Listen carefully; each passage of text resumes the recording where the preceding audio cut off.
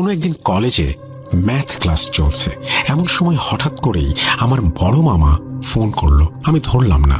তারপর ক্লাস শেষ করে মামাকে কল দিলাম। শুনলাম নানু নাকি খুব অসুস্থ এবং আমাকে দেখতে চেয়েছে। তাই আর ৭-৫ না ভেবে আমি ৭ দিনের ছুটি নিলাম। বলে রাখা ভালো যে আমার নানু বাড়ি ময়মনসিংহের ফুলবাড়িয়ার বরুকাতে।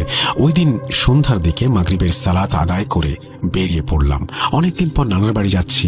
আবার চিন্তাও হচ্ছিল যে নানুর শরীর কি বেশি খারাপ নাকি। এইসব চিন্তা করতে করতেই বাস ধরতে যাচ্ছিলাম। আগে ছোট সময় কতবার গিয়েছি তার হিসাব নেই। দিনগুলো কতই না ভালো ছিল তখন। কিছু কিছু স্মৃতি মাঝে মাঝে উঁকি দিয়ে যায়। কতই না মজা করতাম। বাসে উঠে পড়লাম। অনেকক্ষণ হলে বসে আছি। কেউ একজন এসে বলল, আসসালামু আলাইকুম, আমি কি আপনার পাশের সিটে বসতে পারি? তাকিয়ে দেখি রোগা মতো অদ্ভুত দর্শনের একজন লোক আমার পাশের সিটটিকে ইঙ্গিত করে দাঁড়িয়ে আছে। তাড়াতাড়ি সালামের জবাব দিলাম এবং ঢোকার জায়গা করে দিলাম। ঢোকার সময় লোকটার গায়ে হাত লাগার পর শরীরটা কেমন যেন ঠান্ডা ঠান্ডা লাগলো। একটু ভয় পেয়ে গেলাম। লোকটা মনে হয় ব্যাপারটা বুঝতে পারলো এবং রহস্যময় মুচকি একটা হাসি দিল। আমি কিছুক্ষণ লোকটার দিকে তাকিয়ে অন্য পাশে ফিরে বসলাম। বাসটা ছেড়ে দিল। ভাই কি নানার বাড়ি যাচ্ছেন? হঠাৎ লোকটা প্রশ্ন করে বসলো। কিছুটা অবাক হয়ে জবাব দিলাম, জি। আপনি কি করে বুঝলেন? না, ওই গ্রামে ২-১ বার দেখেছি বলে মনে হচ্ছে। আপনার নানার নাম মোফাজ্জল হক তারা, তাই না? জি। আপনি আমার নানাকে চেনেন? হ্যাঁ, আপনার নানা তো খুবই ভালো একজন মানুষ। মনে মনে ভাবলাম যে নানার তো অনেক নাম ডাক, তাই চিনবেই হয়তো। এটা খুব স্বাভাবিক ব্যাপার। এমন সময় বিভিন্ন দিক থেকে হর্নের শব্দ কানে আসতে শুরু করলো। তাকিয়ে দেখি সামনে বিশাল জ্যাম লেগে গিয়েছে। মনে মনে ভাবলাম যে আজকে মনে হয় বাড়ি যেতে অনেক রাত হয়ে যাবে। তারপর লোকটার সাথে একটু কথা বলার চেষ্টা করি। আপনার নাম কি? আমাকে ধরে ওই বাঁশ ঝাড়ে নিয়ে যায়। সেখানে তারা মেয়েটাকে অনেক অত্যাচার করে। এরপর তারা মেয়েটাকে মেরে ফেলে এবং সেখানেই ফেলে রেখে চলে যায়। পরদিন ওই জায়গা থেকে মেয়েটার লাশ উদ্ধার করা হয় এবং ইমাম সাহেবের ফতোয়া অনুযায়ী জানাজা ছাড়াই কবর দেয়া হয়। এর আগে পুলিশের লোকজন এসে দেখে যায়, কিন্তু তারা কিছুই করতে পারে না। এই ঘটনার পর মেয়েটার পরিবার ওদের বাড়িঘর ফেলে অন্য কোথাও চলে যায়। লোকটা একবারও না থেমে বলে যেতে থাকে। তখন থেকেই গ্রামের লোকজন বলাবলি করতে থাকে, ওই বাঁশ ঝাড়ে নাকি প্রায় সময় একটা মেয়েকে বসে কাঁদতে দেখে সবাই, একা একা, এবং যুবক ছেলে দেখলেই সে তাকে ধরে নিয়ে যায়। তাই লোকজন রাতের বেলা ওই রাস্তাটায় খুব একটা বেশি দরকার না পড়লে যায় না। আমার বয়স তখন খুব একটা বেশি ছিল না, তাই সবাই আমাকে ওই জায়গা দিয়ে যেতে নিষেধ করেছিল, কিন্তু আমি এসব বিষয়কে খুব একটা পাত্তা দিতাম না। এগুলোকে গুজবই মনে করতাম। তারপরও ওই জায়গা দিয়ে খুব একটা যেতাম না। এক রাতের ঘটনা এখনো পুরোপুরি মনে আছে। সে রাতে আমি দোকান বন্ধ করে বাড়ি ফিরছিলাম। ফেরার সময় ভাবলাম যে কিছু বাজার করে নিয়ে যাই। বাজার শেষ করে যখন শর্টকাটে ওই রাস্তা দিয়ে রওনা দিলাম, যদিও ভূত পেতনিতে খুব একটা বিশ্বাস করতাম না, তারপরও ওই দিন একটু ভয় করছিল। আকাশে চাঁদের আলো ছিল বলে টর্চটা জ্বালানোর প্রয়োজন বোধ করলাম না। চলার পথেই একটা কুকুর দেখতে পেলাম। কুকুরটাকে দেখে মনে হলো একটু শান্তি পেলাম। যাক, আমি ছাড়াও একটি জীবিত প্রাণী আছে। কুকুরটাও কি ভেবে আমার পিছু পিছু আসতে শুরু করলো। তখন কিছু বুঝি নাই। ভাবছিলাম কুকুরটা আমার বাজার করা জিনিসগুলো লোভেই পিছু পিছু আসছে, আর কুকুরটা সাথে আছে বলে সাহসটাও একটু বেড়ে গিয়েছিল, তাই আর পাত্তা দেয়নি। কিছু দূর যাওয়ার পর যখন বাঁশঝাড়টার কাছে আসলাম, তখন হঠাৎ করে কার যেন হাসির শব্দ কানে বাজল। এইবার একটু আগ্রহ বোধ করলাম, একটু ভয়ও লাগতে শুরু করলো। ওই রাস্তা দিয়েই তো আমাকে বাড়ি যেতে হবে। এই জায়গায় এত রাতে কি হাসাহাসি করবে ভাবতেই বুকটা একটু কেঁপে উঠল। পরক্ষণেই দেখি বাঁশঝাড়টার তলায় একটা মেয়ে বসে কান্না করছে। সাথে সাথে ভয়ে পুরো শরীর জমে গেল আমার। তখন খেয়াল হলো তাড়াতাড়ি এখান থেকে চলে যাওয়া উচিত, কিন্তু কিছুতেই পা নাড়াতে পারছিলাম না। মনে হলো কেউ যেন আটকে রেখেছে। কুকুরটা তখনও আমার পাশে দাঁড়িয়েছিল। একটু পর লক্ষ্য করলাম মেয়েটা উঠে দাঁড়ালো এবং হাতের ইশারা দিয়ে আমাকে ডাকতে শুরু করলো। অদ্ভুত একটা আকর্ষণ অনুভব করলাম। মেয়েটা হাঁটা শুরু করলো। আমি সম্মোহিত হয়ে তার পেছন পেছন হাঁটতে শুরু করলাম। আমার আগমন দেখে মেয়েটা হাঁটা শুরু করলো, আমিও একইভাবে তার পিছু পিছু হাঁটছি। হাঁটতে হাঁটতে কতদূর পর্যন্ত গিয়েছি খেয়াল নেই, আসলে কোনো দিকেই খেয়াল ছিল না। মনে হচ্ছিল আমাকে সম্মোহিত করে রেখেছে। একসময় একটা পরিত্যক্ত বাড়ির সামনে এসে মেয়েটা থামলো। এরপর আমাকে বাড়ির ভেতরে ঢোকার নির্দেশ দিল। আমি কিছুই বুঝে উঠতে পারছিলাম না, একটু একটু করে আগানোর চেষ্টা করলাম। এমন সময় দেখলাম একটা কুকুর কোথা থেকে যেন দৌড়ে এসে মেয়েটার উপরে ঝাঁপিয়ে পড়লো। সেই কুকুরটা যেটা আমার পিছু নিয়েছিল। শুরু হয়ে গেল মেয়েটা আর কুকুরটার মাঝে লড়াই। কুকুরটা মেয়েটাকে আঁচড়ে কামড়ে ছিঁড়ে ফেলতে চাইছে, মেয়েটাও সমান তালে কুকুরটাকে আঘাত করছে। ততক্ষণে কিছুটা চেতনা ফিরে আসতে শুরু করলো। লড়াইটা একসময় খুব ভয়ঙ্কর হয়ে উঠল। আমি আর সহ্য করতে পারলাম না, তখন জ্ঞান হারিয়ে ফেলি এবং সেখানেই শুয়ে পড়ি। এরপর আর কিছু মনে নেই। পরে সকাল হলে যখন ঘুম ভাঙলো, তখন দেখলাম অনেকগুলো মুখ আমার দিকে ঝুঁকে আছে। তাড়াতাড়ি উঠে বসার চেষ্টা করলাম, কিন্তু প্রচণ্ড দুর্বলতার কারণে উঠতে পারলাম না। কি হয়েছে বোঝার চেষ্টা করতে লাগলাম। পরক্ষণেই গত রাতের কথা মনে পড়ে গেল। তারপর আস্তে আস্তে সব বুঝতে পারলাম। এরপর একটু সুস্থ হয়ে বাড়ির লোকজনদের কাছ থেকে শুনলাম 3 দিন নাকি আমাকে খুঁজে পাওয়া যাচ্ছিল না। পরে লোকজন লাগিয়ে অনেক খোঁজাখুঁজির পর ওই মেয়েটার পরিত্যক্ত বাড়ি থেকে অজ্ঞান অবস্থায় আমাকে পাওয়া যায়। এর একদিন পর সকালে আমার জ্ঞান ফিরে আসে, আর আমি ভাবছিলাম মাত্র 1 রাত ঘুমিয়েছি। এরপর থেকেই আমার মধ্যে কিছু রহস্যময় আচরণ শুরু হয়। এবার লোকটাকে বাধা দিয়ে জিজ্ঞেস করলাম, কি রহস্যময় আচরণ? লোকটা কোনো জবাব না দিয়ে রহস্যময় একটা হাসি উপহার দিল। বুঝতে পারলাম লোকটা এই বিষয় নিয়ে আর কিছু বলতে চাইছে না। আমি একবার ভাবলাম লোকটা বানিয়ে বানিয়ে আমাকে গল্প বলছে। এরপর লোকটার সাথে পুরো রাস্তায় আর কোনো কথা হয়নি। আমি বিষয়টার ব্যাখ্যা কি হতে পারে তা নিয়ে অনেকক্ষণ চিন্তা করতে লাগলাম, কিন্তু চিন্তা করেও এর কোনো ব্যাখ্যা দাঁড় করাতে পারলাম না। শেষে ভাবলাম, পৃথিবীতে কত রহস্যময় ঘটনাই ঘটে, সবকিছুর ব্যাখ্যা কি পাওয়া সম্ভব? বাসটা যখন পৌঁছালো তখন রাত 11টা বেজে গিয়েছে। রাস্তায় জ্যামের কারণে বেশি দেরি হয়ে গেছে। এত রাতে একা যেতে হবে ভেবে একটু ভয় লাগছিল। তখন লোকটাকে বললাম, একসাথে চলেন। তিনি এক কথায় রাজি হয়ে গেলেন। একটু খটকা লাগলেও দুজন মিলে হাঁটা শুরু করলাম। হাঁটতে হাঁটতে খুব একটা কথা হয়নি। একসময় ওনার ওই গল্পের রাস্তা ধরে চলে আসলাম। পাশে লোকটার থাকা সত্ত্বেও ভয়টা একটু বাড়তে শুরু করলো। কিছুক্ষণ পর যখন বাঁশঝাড়টার কাছে আসলাম, তখন হঠাৎ দেখলাম খুব সুন্দর চেহারার একটা মেয়ে একটা কুপি বাতি হাতে দাঁড়িয়ে আছে। কুপির কম্পমান শিখার কারণে মেয়েটার চেহারাও কেঁপে কেঁপে উঠছে। প্রচণ্ড ভয়ে আড়ষ্ট হয়ে গেলাম। পরক্ষণে পাশে তাকিয়ে দেখি আমার সাথে লোকটা নেই। আবার বাঁশঝাড়টার দিকে তাকিয়ে দেখি মেয়েটাও হাওয়া হয়ে গেছে। ভয়ে আতঙ্কে আমার অবস্থা তখন দিশেহারা। বারবার মেয়েটির সুন্দর মুখটা চোখের সামনে ভেসে উঠতে লাগলো। তাড়াতাড়ি করে কোনো মতে পা চালিয়ে বাড়ি পৌঁছে গেলাম। নিজেকে অনেক কষ্টে শান্ত করলাম।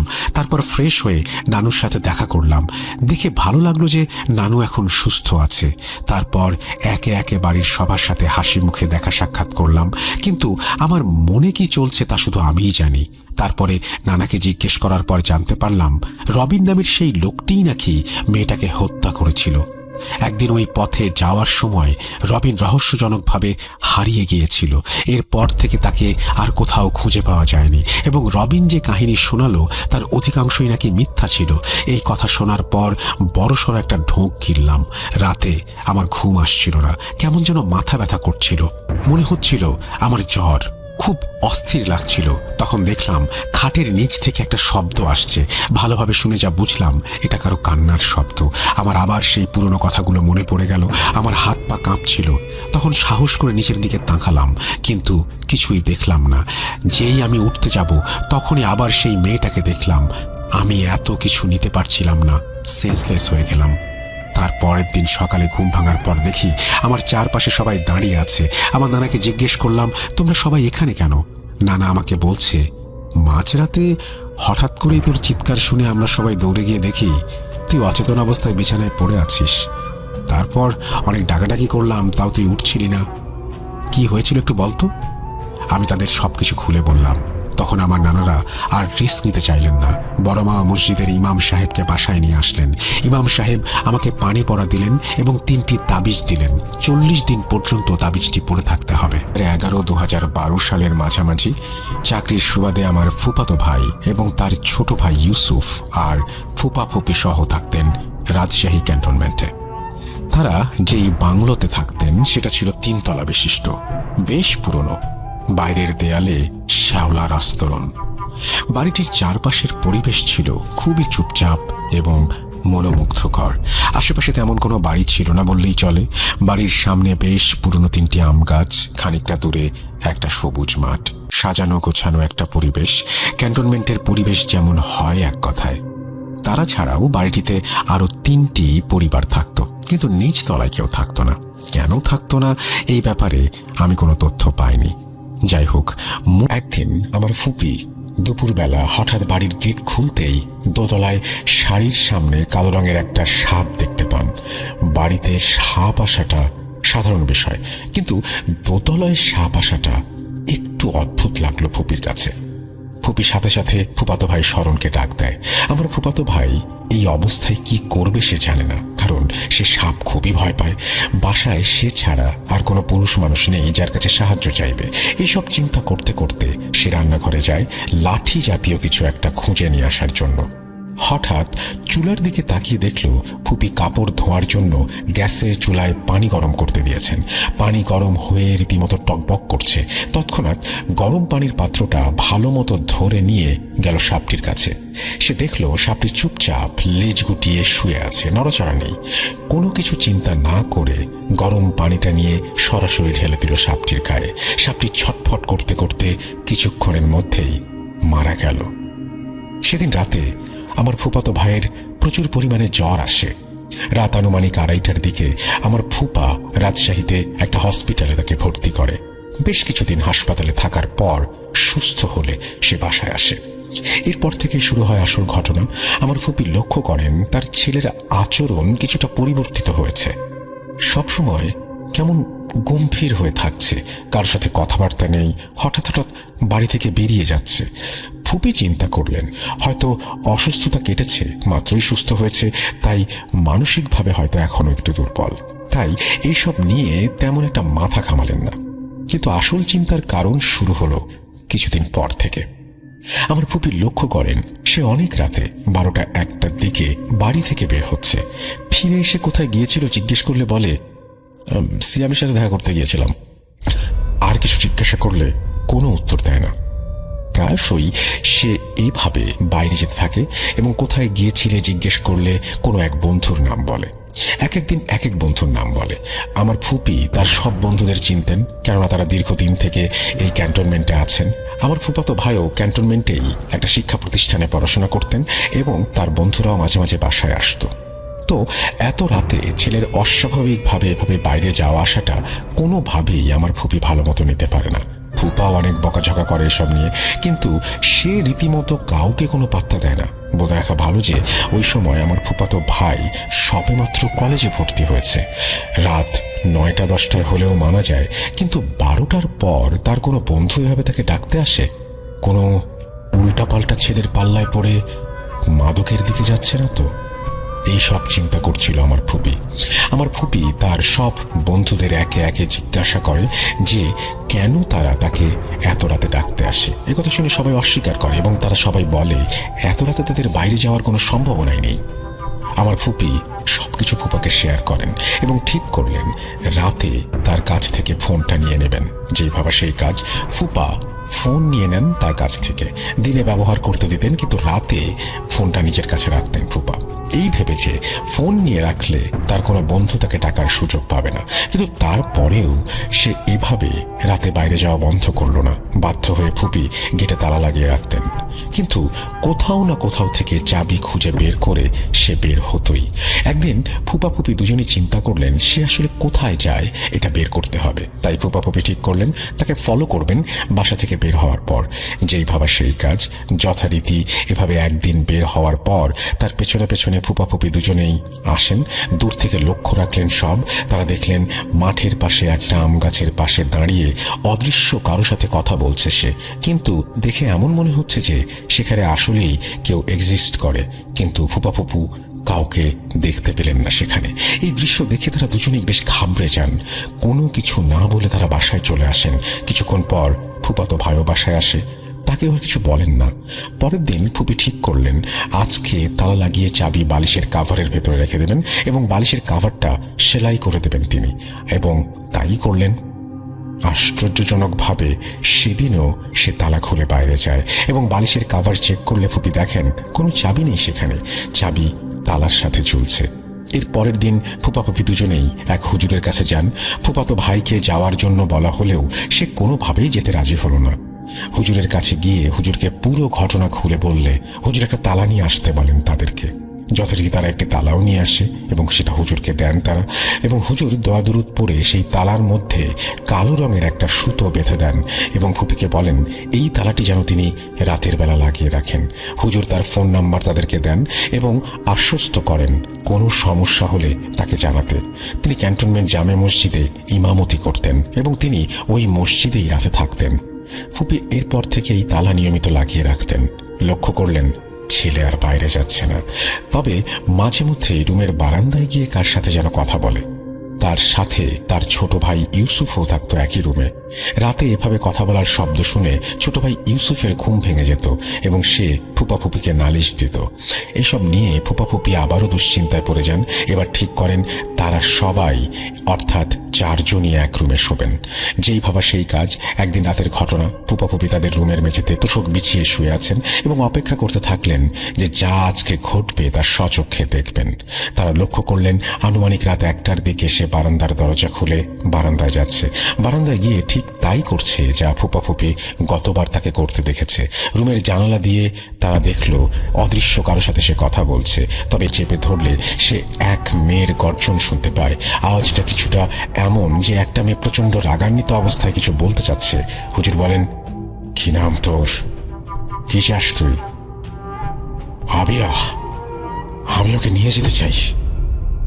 হুজুর বলেন কি করেছে ও, কেন নিয়ে যেতে চাস তুই?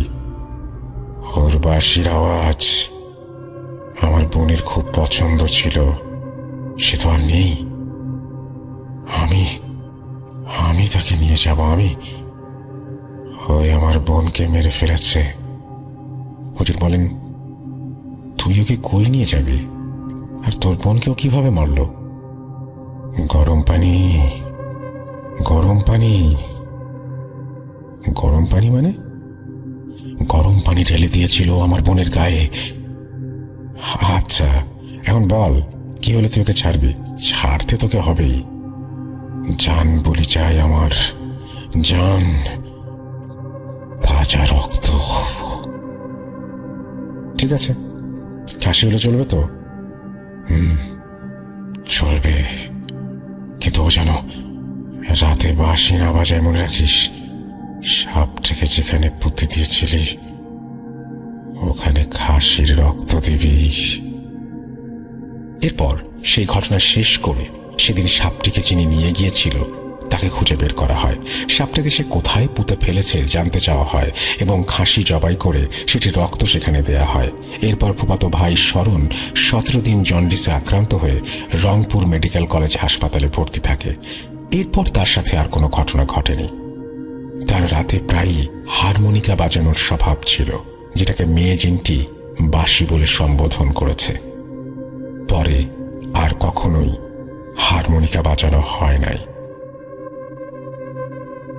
অদ্ভুত একটি হারমোনিকা এই ঘটনার সাথে সম্পৃক্ত। আমার জন্ম ঢাকাতে। 2012 সালে আমরা বরিশালে চলে আসি। ঢাকা থাকতে আমার ভৌতিক সবকিছু ভালো লাগতো, ভূতের নাটক, মুভি, সব। ইউটিউবে প্যারানর্মাল অ্যাক্টিভিটি দেখতাম। বরিশালে আসার পর খুব শখ হলো ভৌতিক কিছু দেখার, কারণ আমি শুনেছিলাম আমার এক খালাকে নাকি জিন বা ভূত মেরে ফেলেছে। তাদের ওই বাড়িতে কেউ থাকে না, আশেপাশের সবাই সেখান থেকে চলে গেছে। জায়গাটা এখন পরিত্যক্ত জঙ্গল।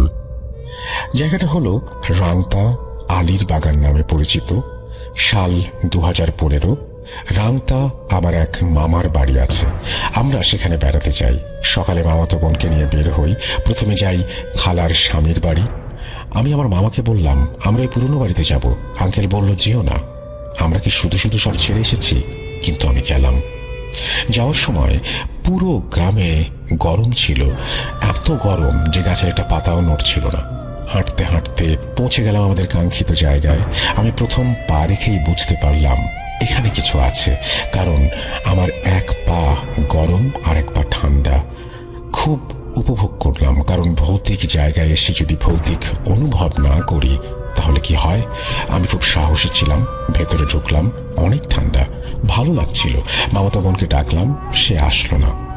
আমি ভেতরে একা। অনেক আগে ভূত এফএমে শুনেছিলাম কবরস্থান নাকি নিরাপদ। আমি সেখানে 2টা কবর দেখে ভাবলাম জায়গাটা নিরাপদ, কিন্তু আসলে তা ছিল না। আমার চারপাশে ঠান্ডার ভেতর গরম বাতাস অনুভব করলাম। বাতাসটা ঘুরছিল, কিন্তু আমি ভয় পাই নাই, অনেক উপভোগ করেছি। আমি আরও ভেতরে যেতে চাইলাম, কিন্তু মামাতো বোন ভয় পাওয়ার কারণে আর ভেতরে গেলাম না। কারণ আমি যেখানে দাঁড়িয়েছিলাম সেখান থেকে ওকে দেখা যেত, কিন্তু ভেতরে গেলে মামাতো বোন আমাকে দেখতে পাবে না। ভয় পাচ্ছিল। 15 মিনিট সেখানে হাঁটাহাঁটি ঘোরাঘুরি করে চলে আসে। পরদিন আমাদের বাড়িতে আমরা আসি। রাত বাজে 4টা। আমি একটা পেজের অ্যাডমিন ছিলাম। সেদিন আমরা রাত জেগে আড্ডা মেরে 4টায় ঘুমাতে গেলাম। হঠাৎ একটা সাদা আলো কৌণিকভাবে দৌড়ে এসে আমার গলা পর্যন্ত পৌঁছে। আমি ভাবলাম ফেরেশতা।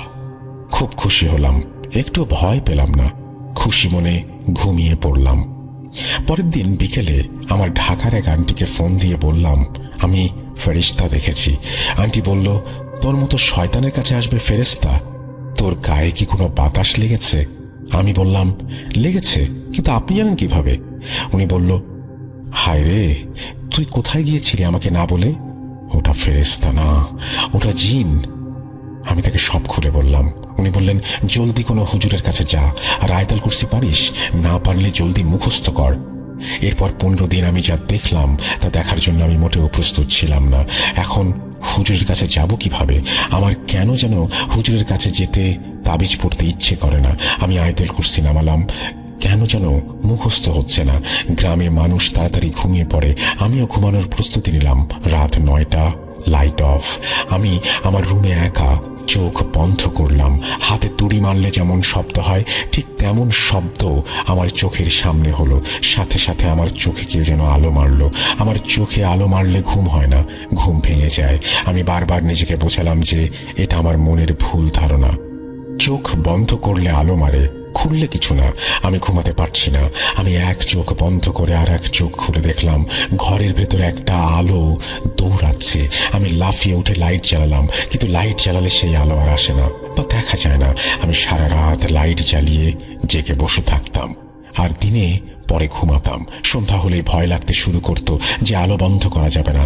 আন্টি বলল, কোনো একটা শক্তি আমাকে প্রোটেক্ট করছে, নইলে এই জিন আমার চোখ আর মাথায় আঘাত করার এত চেষ্টা করেছে যে হয়তো আমাকে পাগল বানিয়ে ফেলতো, আমাকে বশ করে ফেলতো। এই জিন ক্ষিপ্ত আমি কোন সাহসে ওদের এলাকায় গিয়েছি? এভাবে 7 দিন হয়ে যায়। আমি ঘুমোতে পারি না। ঘুমালে আম্মু লাইট বন্ধ করে দেয়, আর সেই আলো আর সেই গরম বাতাস আমার চারপাশে ঘুরতে থাকে। 7 দিন পর আম্মু বলল, কি হয়েছে? আম্মুকে সব বললাম। আম্মু অনেক বকাবকি করলো, কিন্তু আমি হুজুরের কাছে যাব না। আম্মু, ছোট ভাই, আমি এখন একসাথে ঘুমাই। ঘুমালে কি হবে? লাইট বন্ধ, সেই আলো, সেই গরম বাতাস। আমার ঘুম হয় না, আমি অসুস্থ হয়ে পড়তে থাকি। এর মধ্যে একদিন মিটমিট করে চেয়ে দেখি আমার পায়ের কাছে জিন তার আকার ধারণ করছিল। তার গলা পর্যন্ত আকার ধারণ করার সময় আমি চোখ খুলে ফেলি আর সে হাওয়ায় মিলিয়ে যায়। আমি শুধু সিনেমায় এগুলো দেখতাম, কিন্তু বাস্তবে তা সম্ভব বিশ্বাস করতাম না। দিন 10, কেউ আমার হাত ধরলো, কিন্তু মনে হলো আমার হাত পুড়ে গেছে। ঘুম থেকে লাফিয়ে উঠি, লাইট জ্বালাই। দেখলাম লাল মোটা 3টা দাগ, যেন কেউ গরম শেক দিয়েছে। আস্তে আস্তে লাল দাগগুলো কালো হয়ে গেল। আম্মু আমাকে হুজুরের কাছে নিতে পারলো না। আমি মোবাইলে আয়াতুল কুরসি ডাউনলোড করলাম। রাতে ফুল সাউন্ড দিয়ে ঘুমিয়ে পড়লাম। সিদ্ধান্ত নিলাম, বাঁচলে বাঁচবো, মরলে মরবো। দেখতে চাই জিন কি করতে চায়। সারা রাত চললো আয়াতুল কুরসি, আর আমি মরার মতো পড়ে থাকতে লাগলাম। হয়তো আমি ভাষায় বোঝাতে পারছি না রাতে কেমন অনুভব করতাম। আমি শুধু দেখতাম আলো, অনুভব করতাম বাতাস।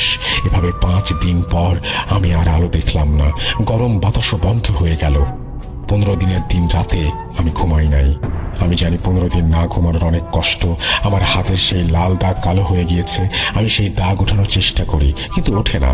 আমরা বাসা চেঞ্জ করি। যেদিন বাসা চেঞ্জ করি, আমার হাতের দাগ একা একা চলে যায়। বাসায় প্রথম কয়েকদিন ঠিক ছিল, কিন্তু কিছুদিন পর প্রতিদিন রাত 12টায় ছাদে রড বাড়ি দেওয়ার শব্দ পাওয়া যেত। বাড়িওয়ালি বারবার বলেছিলেন বাড়ি বন্ধক দেয়া। আমি বললাম বাড়ি বন্ধক দেয়া হয় নাই। আমার হাতে আমার কালো দাগগুলো দেখালাম। প্রতি রাতে এরকম রড পেটানোর শব্দ।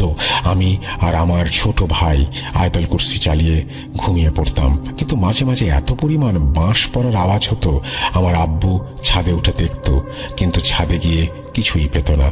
আমার ভূত দেখার স্বাদ খুব ভালোভাবেই মিটে গিয়েছিল।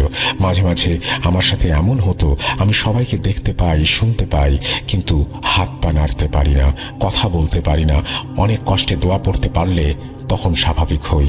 আমি একটা স্কুলে খণ্ডকালীন শিক্ষকের চাকরি নেই। সেখানে এক হিন্দু স্যার পুরোহিত ছিলেন। আমি তাকে সব বললাম, কিন্তু আমাকে প্রতি রবিবার ঈশান কোণ থেকে বেলের শিকড় এনে হাতে পড়তে বললেন। আমি বললাম অনেকের শেকড় পড়লে হাত পুড়ে যায়। স্যার বলল বেলের শিকড়ে সমস্যা নাই। একদিন হঠাৎ হাত জ্বলে উঠল। আমি মনে মনে বললাম কাল স্যারকে ধরবো, বেলের শিকড় পড়লে নাকি হাত পড়ে না। কিন্তু রাসেল ভাই, বললে হয়তো বিশ্বাস করবেন না, আমি যখন শেকড়টা সরাই, হাতে লাল হয়ে 3টি বেলের পাতার চিহ্ন ওঠে। স্যারকে জিজ্ঞেস করলাম, স্যার কিছুই বলল না। এভাবে মাঝে মধ্যে এখনো অনেক ভৌতিক কিছুর সম্মুখীন হই, কিন্তু মাঝে মাঝে ডাউনলোড করা সূরা ছাড়লে ওরা এমনভাবে রেগে চলে যায়, মনে হয় ভূমিকম্প হচ্ছে। এখন আলহামদুলিল্লাহ আগের চেয়ে ভালো আছি, কিন্তু এখনো মাসে একবার বা বছরে 2বার এমন কিছু দেখার সুযোগ হয়। আমি কিন্তু আর দেখতে চাই না, কারণ আমি জানি 15 দিন না ঘুমানোর কষ্ট। আমি কোন একটা কারণে আমার বরপু ঘুমটা ভাই। এখন বরপু তাকায় দেখে যে আমি দাঁড়াই আছি। চোখটা খুলে আমার মাথার উপরে চোখটা যায়। এখন ফার্স্টে আপনি লাইক ফোনটা মাত্র ভাঙছে, সো ক্লিয়ার না যে এখানে কি আমি দাঁড়াই আছি কি অন্য কেউ। তো ফার্স্ট টাইম সে ভাবছে আমি, সো সে এখন আমাকে বলতে যাবে যে আমি কেন এখানে দাঁড়ায় আছি। তখনই তার চোখ যায় তার পাশে খাটে, দেখে যে আমি সেখানে ঘুমাই আছি। তাহলে ওইটা কি যে আমারই মাথার উপরে দাঁড়ায় আছে। তখন আমার আপু ভালো করে খেয়াল করে যে সেটা এক সম্পূর্ণ টার্নিং পারসন, একটা মেয়ের অপরাধ, কিন্তু তার চোখগুলা বোঝা যাচ্ছে, চোখগুলা এই একে তো লাল আলো ছিল ঘরে, তার মধ্যে মনে হচ্ছে আরো লাল, মনে হচ্ছে রাগে তার চোখগুলো মানে রক্তবর্ণ ধারণ করছে, চুলগুলো বড়, এবং ড্রেস ডার্ক কালারের ড্রেস পরা। মানে আপু এতটাই ভয় পেয়েছে যে আপু আমাকে যে পাশ থেকে ডাকবে সেটা পর্যন্ত পারতেছে না, কিন্তু আপু অনেক চেষ্টা করছে আমাকে ডাকার। আপু আমাকে ডাকছে, বাবাকে আমি শুনিনি। আপু আমাকে টাচ করতে পারতেছে না, সে আপু যে বডি মুভ করে আমাকে ডাকবে বা হাত নেড়ে আমাকে ডাকবে, আমাকে টাচ করবে, এটুকু পারতেছিল না। তখন আপু চোখ বন্ধ করে আপুর মনে যা যা ছিল সকল প্রকার দোয়া কালাম সূরা পড়া স্টার্ট করে। হচ্ছে যে খুবই ভয়ানক জায়গা। আপনার ওইখানে মানুষ সচরাচর মানুষ তেমন একটা যায় না। তো আমার নানি কি করছে, শর্টকাট যাওয়ার জন্য ওই রাস্তাটাই বেছে নিয়েছে। যাওয়ার সময় হঠাৎ করে প্রচন্ড বাতাসের সঙ্গে সঙ্গে নানুর হাতে থাকা হারিকেনটাই নিভে গেছে। আমি আগে বলে রাখি, উনি একাই গেছেন, কারো বাবা অসুস্থ শুনলে কেউ নিজেকে ঠিক রাখতে পারে না, উনি চলে গেছেন দৌড়ে।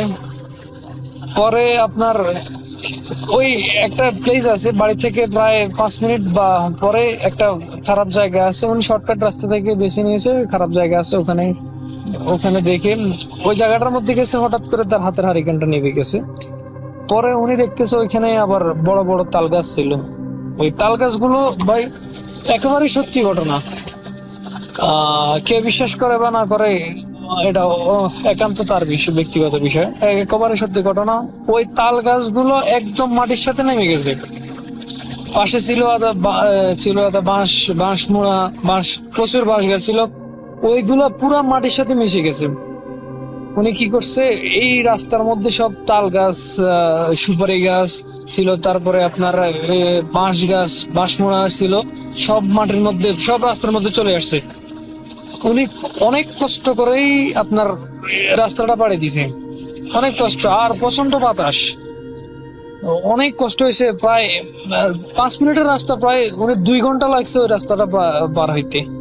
তারপরে উনি ওনার আল্লাহ ইয়ে রাখছে, উনি ঠিক মতো ওনার বাবার সাথে 2 ঘন্টা পরে বাবার বাসায় গেছে, বাবাকে যাই দেখছে। পরে সবার সাথে বললো যে এই এমন এমন ঘটনা হয়েছে। সবাই না করলো, আপনি এত রাতে কেন আসছেন, কাউকে নিয়ে আসতেন, এই আর কি। তো ভাই এটা সম্পূর্ণ সত্যি ঘটনা। আমি চাই আপনি এটা দর্শকদের সাথে তুলে ধরেন, দর্শকের জানা উচিত। আমার কাছে এরকম ছোটখাটো অনেক ঘটনা আছে, আপনি যদি বলেন তাহলে আমি পাঠিয়ে দিব। 1998 সালে, তো সে সময় আমার বাবা আর কি টেম্পোর হেল্পারি করতো। তো ভাঙা বললো পরের দিন সকালবেলা যে গাছের উপরে লাশটা পরে আর কি যে লোন তারা আর কি ইমাম সাহেব নিয়ে লাশটা নামিয়ে তারপরে মনে করেন যে আর কি গাছটা ধোয়া টোয়া দিয়ে এলো। তারপরে রাসেল ভাই আর কিছু হয়নি, ইনশাল্লাহ এখন ভালো আছে। তো গল্পটি শোনার জন্য ভালো, থ্যাংক ইউ। বর্তমানে আমি দুবাই একটা প্রাইভেট কোম্পানিতে জব করি। আমার বাসা বাংলাদেশের কিশোরগঞ্জ জেলা জামালপুর গ্রামে। আমি বর্তমানে যে ঘটনাগুলো বলবো সেই ঘটনাগুলো আমার সাথে ঘটে যাওয়া বাস্তব কিছু ঘটনা। হতে পারে আমার ঘটনাগুলো অনেক ছোট কিন্তু অনেক ভয়ানক। আমি এখন যে ঘটনাগুলো বলবো সেগুলো প্রায় আজ থেকে 10 বছর আগের ঘটনা। তখন আমার বয়স ছিল প্রায় 12 থেকে 13 বছর। আমি ওই জামালপুর গ্রামের একটা মধ্যবিত্ত ফ্যামিলিতে ছিলাম। বর্তমানে আমি দুবাইতে আছি। আমার আব্বু একটা এনজিওতে কাজ করতো। আমার ফ্যামিলিতে আমার ভাই আর আমার 3 বোন ছিল। আমি ছোট থেকে অনেক সাহসী ছিলাম, আমার সেই বিষয়ে আমার গ্রামের সবাই জানতো। এবং ছোট থেকে আমি অনেক টিভি দেখতে অনেক পছন্দ করতাম। টিভিতে হয় না ভৌতিক মুভি, এগুলো দেখতে আমি অনেক পছন্দ করতাম। কিন্তু সে সময় আমাদের গ্রামে তেমন টিভি ছিল না, তাই আমাকে টিভি দেখতে গ্রামের বাজারে চায়ের দোকানে যেতে হতো। ওই সময় গ্রামের বাজারে চায়ের দোকানে টিভি ছিল। আমাদের বাড়ি থেকে গ্রামের বাজার তেমন দূর ছিল না।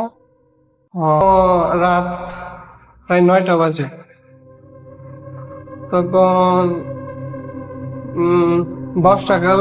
বর্ষাকাল ছিল না, তারপরে দিনের অনেক মেঘ ছিল, আকাশে অনেক মেঘ ছিল। তেমন রাস্তাঘাটে তেমন লোকজন ছিল না। রাস্তা থেকে অনেক লোক দিনের বেলা এই যে রাস্তা থেকে আছে না জমিন বন আছে না অনেক, যেখানে মানুষ ধান রোপণ করে, এগুলো আবার কেটে ফেলছে। গ্রামের ক্ষেতের মাছ দিয়ে রাস্তা আছে, মানে দিনের বেলায় গ্রামের ক্ষেতের মাছ দিয়ে অনেক মানুষ বাজারে যেত। ওদিকে একটু সময় কম লাগতো, রাস্তা দিয়ে যেতে সময় বেশি লাগতো, তাই ধান ক্ষেতের মাছ দিয়ে অনেক লোক যেত।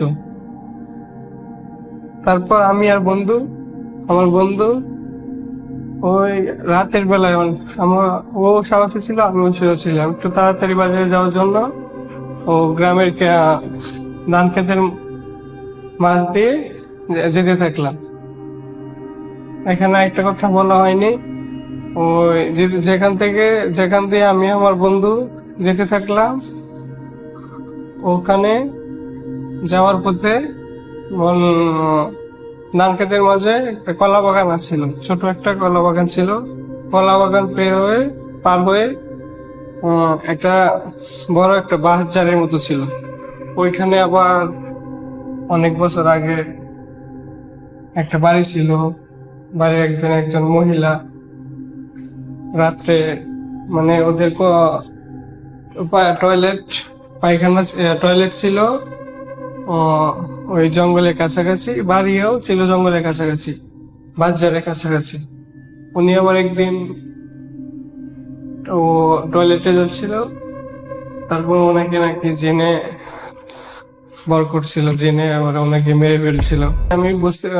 পরে আমি বুঝতে পারলাম এটা কলা পাতা না, এটা অন্য কিছু।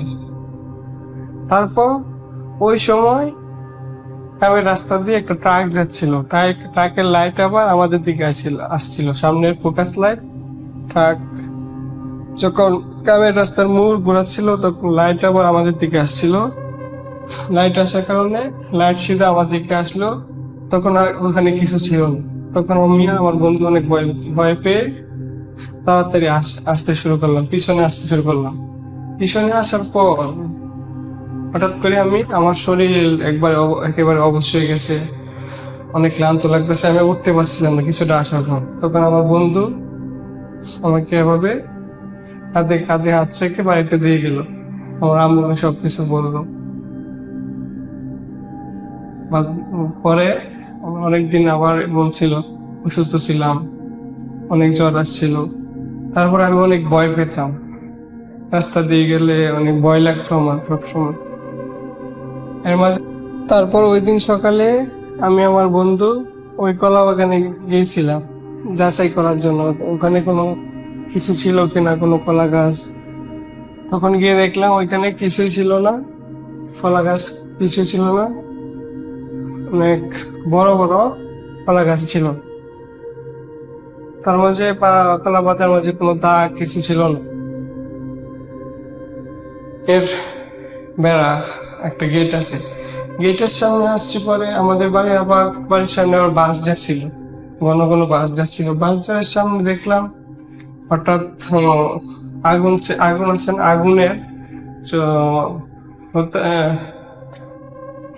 আগুন বলতে গ্রামের বাড়িতে ওই সময় কুপি বাতি ছিল না, কুপি বাতির অল্প একটা আগুন। ও বাস যার অনেক বাতাস ছিল না। তারপরও কবরস্থানে গেলে আমি একটা আলাদা শান্তি পাই। তো আসল যে কাহিনীটা সেটা হচ্ছে যে আমি মন খারাপ হলে কবরস্থানে যাই, এন্ড বিশেষ করে রাত্রে যাওয়ার ট্রাই করি। রাত্রে গেলে আমার কবরস্থানে একটা শান্তি মিলে আলাদা। তো একদিন মানে আমি তো প্রত্যেক দিন মানে সপ্তাহে 1 থেকে 2 দিনই যাই আপনার কবরস্থানের মধ্যে, ভালো লাগে। এই কারণে রাত্রে মাঝে মাঝে গিয়ে কোরআন তেলাওয়াত করি, যে ওইখানে যাওয়াটাও হলো, মনে শান্তি মিললো, এবং মাঝে মাঝে কবরবাসীদের জন্য দোয়াও করি। মানে এক কাজে 2 কাজ হয়ে যায়, শান্তিও মিলে প্লাস দোয়াও করে আসে তাদের জন্য। তো আমি যখন এই তো কয়েকদিন আগে বললে ভুল হবে, এই তো হবে 10-15 দিন হবে। তো এটা আপনার আমার হঠাৎ করে একদিন মন খারাপ হয় প্রচুর, একটি সঙ্গত কারণে মন খারাপ হয়। হ্যাঁ, আপনাকে বলতে গেছি, একটি সঙ্গতের কারণে আমি আমার নামটা হাইড রাখছি, নামটা বলতে চাচ্ছি না, আমি কোথায় থাকি সেটাও বলতে চাচ্ছি না, আমি আমার যাবতীয় ইনফরমেশন দিতে চাচ্ছি না একটি কারণে। তো আমি আমার কথা কন্টিনিউ করি। তো আমি ওই দিন সমস্যার কারণে বা মন খারাপ বা বোরিং ফিল হওয়া বা মুড অফের কারণে আমি সেই দিন রাতে এশার নামাজের পরে জামাটা শেষ করার পরে সেইখানে যাই। তো যাওয়ার পরে আমি মাঝে মাঝে মসজিদ থেকে কোরআন নিয়ে যাইতাম, কোরআন থাকে মসজিদের মধ্যে, ছোট ইয়ার মধ্যে কোরআন থেকে পড়ার জন্য ছোট্ট একটা কোরআন নিয়ে গেছিলাম ওই দিন মুড অফ ছিল। তো ওইখানে থাকার পরে হচ্ছে একটু হাঁটাফেরা করি, কবরস্থানের আশেপাশে হাঁটি, তারপর হচ্ছে মাঝে মাঝে একটু ভিতরে যে কবরস্থানটা কিন্তু অনেক বড় ছিল, আর কবরস্থানটা এমন একটা জায়গায় ছিল সেখানে তেমন মানে ধরতে গেলে নির্জন ছিল, তেমন হচ্ছে মানুষের আসা যাওয়া হতো না, একদম বলতে গেলে একদম খুব কমই মানুষের আসা যাওয়া হয়। ধরুন যে 24 ঘন্টায় মাত্র 10-12 জন হাঁটা যাওয়ার যায় এদিক দিয়ে, শর্টকাট রাস্তা বলে, এমনিতে আসা যাওয়া করে না। আর গাড়ির কথা তো বাদই দিলাম। আর উল্টা আমার এই জায়গাটা ভালো লাগে, মনে তেমন ভয় কাজ করে না। তো মাঝে মাঝে আসলে নামাজের পর গেলে কোরআন তেলাওয়াত করে ওখানে বসে বসে 1টা পর্যন্ত মাঝে মাঝে থাকি, তারপর বাসায় চলে আসি। আমার ফ্যামিলি তেমন কিছু বলে না, যেহেতু ফ্যামিলি থেকে জানে যে আমি হালকা সাহসী আছে, তেমন ভয় করে না আমার। তো তারা তেমন জিনিসটাকে যেন আরেকটা আমি কোরআন তেলাওয়াত করতেছি পিছন থেকে সেম। ধরেন যে আমি একটা লাইন তেলাওয়াত করলাম, এই লাইনটা ঠিক 0.2 সেকেন্ড বা 3 সেকেন্ড পরে এই লাইনটাই রিপিট হচ্ছে। সেম আমার কণ্ঠ তো রিপিট হলে কিন্তু বারবার রিপিট হয়। যেমন ধরেন আমি হচ্ছে পাহাড়ের কাছে গিয়ে একটা চিৎকার দিলাম, সেটা হচ্ছে 4-5 বার রিপিট হতেই থাকবে, তারপর আস্তে আস্তে থেমে যাবে।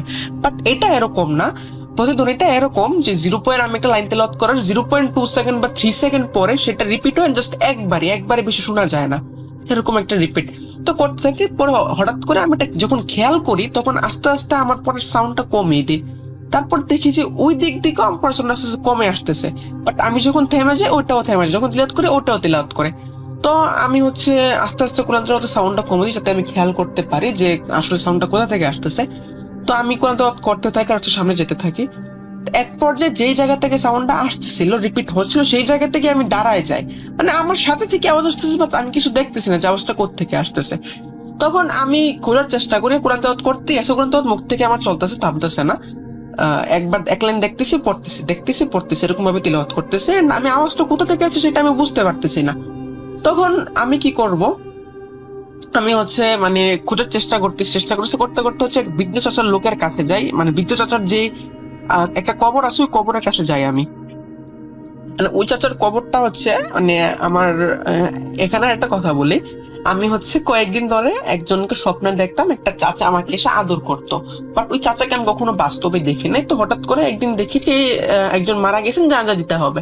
তো ওইখানে গিয়ে থেকে সেখানে ওই চাচার চেহারা, ওই চাচাকে আমি বাস্তবে কখনো দেখি নাই, ফার্স্ট টাইম দেখছি। মানে স্বপ্ন তো প্রতিদিনই দেখতাম, প্রতিদিন বলতে সপ্তাহে 1-2 বার দেখতাম মেবি, স্বপ্ন তো দেখতামই, বাট বাস্তব রিয়েল লাইফে কখনো আমি দেখি নাই উনি ওই চাচাকে। বাট বাস্তবে ফার্স্ট টাইম যখন দেখছি তখন তার জানাজা পড়ার জন্য আমি গেছিলাম, তখন ওনাকে আমি চিনতে পারছি যে আরে আমি তো এই লোককে স্বপ্নে দেখছিলাম। ঠিক ওই চাচারকে জানাজা দেওয়ার পর যেখানে কবরটা দেওয়া হয়েছিল সেই কবরের পাশে আমি আসছি। আসার পরে হঠাৎ করে মনে হইলো যে আমাকে কে যেন মানে আমার পিছনে কে যেন একটা হ্যাসকা টান দিছে, যেটা করছে এটি আবার রিপিট হচ্ছে। আমি ওই কবর থেকে উঠার পরে যে পিছে কার যেন আওয়াজ পাচ্ছি যে কোরআন তেলাওয়াত করছে, তো পিছে তাকায় দেখি যে সেই একই কথা, স্বপ্নে যেটা দেখছি সেইটাই, একজন জুব্বা পরিহিত লোক, তিনি হচ্ছে কোরআন তেলাওয়াত করতেছেন। তখন আমি হচ্ছে সেই দিকে যাইতে থাকি, যাওয়ার পরে আমি প্রায় কাছে যাব, তখন আমার কাছে একটা সুগন্ধি ভাসতেছিল, সুগন্ধি টাইপের কিছু একটা ভাসতেছিল আমার কাছে। মানে আমার যতদূর মনে আছে এই কবর আশেপাশে কোনো বাগান নাই বা ফুলের কোনো আনাগোনাও নাই, আর যেই ফুলগুলা থাকে সেগুলা থেকে সুগন্ধি যুক্ত ফুল না, সেগুলা তেমন সুগন্ধি আসে না। বাট এখানে অনেক সুগন্ধি আসতেছিল, ফুলের সুগন্ধি, কোন ফুল সেটা আমি বলতে পারি না, বাট সুগন্ধি যুক্ত ফুলের আবাস আসতেছিল। তখন আমি সেইখানে যাই, যাওয়ার পরে ওনাকে জাস্ট আমি হাতটা দিছি, ওনার খাদে হাত রাখছি পিছন থেকে, যে আপনি এত রাতে এখানে কি করতেছেন জিজ্ঞেস করতে যাবো। তখন উনি এদিকে আমার দিকে ফিরছে, তখন দেখি যে ভিতরে কিছু নাই, মানে কাপড়টা মানে এরকম মনে হচ্ছে যে আমি একটা কাপড় পরেছি, জুব্বা পরে আছি। তো আমার দিকে তাকালে তো আমার চেহারা দেখা যাবে, যে কাপড়ের ভিতর দিয়ে আমার হাতের মুষ্টিটা দেখা যাবে, তারপর হচ্ছে পায়জামার নিচে আমার 2টা পায়ের আঙ্গুল সম, পায়ের যে নিচের জায়গাটা সেটা দেখা যাবে। বাট সেই জায়গাগুলো অদৃশ্য, মানে মনে হচ্ছে কোনো একটা অদৃশ্য জিনিস পাঞ্জাবি পরে আছে। এন্ড সেটা দেখে তো আমি পুরাই ভয় পাইছি, এন্ড আমি হচ্ছে সেইখানে সেন্সলেস হয়ে যায় কিনা আমি বলতে পারি না, বাট আমার তখন তো কিছু মনে নেই, মেবি সেন্সলেস হয়ে গেছিলাম। তো আমি হচ্ছে যেই আমি 5 ওয়াক্ত নামাজ পড়তাম মসজিদে, তো একটা আঙ্কেল ছিল যিনি হচ্ছে আমাকে প্রতিদিন দেখতেন নামাজ পড়তে এবং আমার সাথে যেতেন। তো ওই আঙ্কেল হচ্ছে সকালে ফজর নামাজ পড়তে যাওয়ার সময় আমাকে সেইখানে হচ্ছে কবরস্থানের পাশে দেখতে পাই উনি। মানে আমি হচ্ছে কবরস্থানের ভিতর চলে গেছিলাম অনেকটা, বাট তিলাওয়াত শুনতে হচ্ছে কবরস্থানের যে দরজাটা আছে, বেরোর দরজা, ওইটার কাছাকাছি পর্যায়ে আসি, এতটাও কাছাকাছি না, কাছাকাছি এমন কাছাকাছি পর্যায়ে আসি যে ওই রাস্তা দিয়ে যাওয়ার সময় যে কেউ দেখতে পাবে ওই জায়গাটা, এতটা মানে ডিস্টেন্সে আছি আমি। তো আমি তো সেন্সলেস হয়ে গেছি। তো ওই চাচা হচ্ছে সকালে ওনার হচ্ছে ঘুম থেকে উঠতে দেরি হয়ে গেছিল। তো আমাদের মেবি আর 5 থেকে 6 মিনিট বাকি ছিল। তো এখন আসল রাস্তাতে যেতে গেলে তো একটু টাইম লাগবে, তো উনি শর্ট রাস্তাটা বেছে নেন, শর্ট রাস্তা দিয়ে উনি জামাতে যাবেন। তখন জামাতে যাওয়ার সময় উনি হচ্ছে ব্রেন কাজ করতেছে না তেমন কথা বলার জন্য।